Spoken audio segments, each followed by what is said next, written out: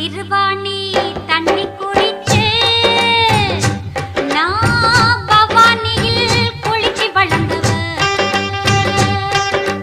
தாமிரபரணி தண்ணி குடிச்சு நானும் வைகையில குளிச்சு வளர்ந்தவ. காவேரியில் நான் குளிச்சேன், பாலாத்துல நீந்தி வந்தேன். யாரா இருந்தாலும் செம்பரப்பாக்கம் தண்ணி குடிச்சு சென்னையில் வளர வேணும். செம்பரப்பாக்கம் தண்ணி குடிச்சு சென்னையில் வளர வேணும்.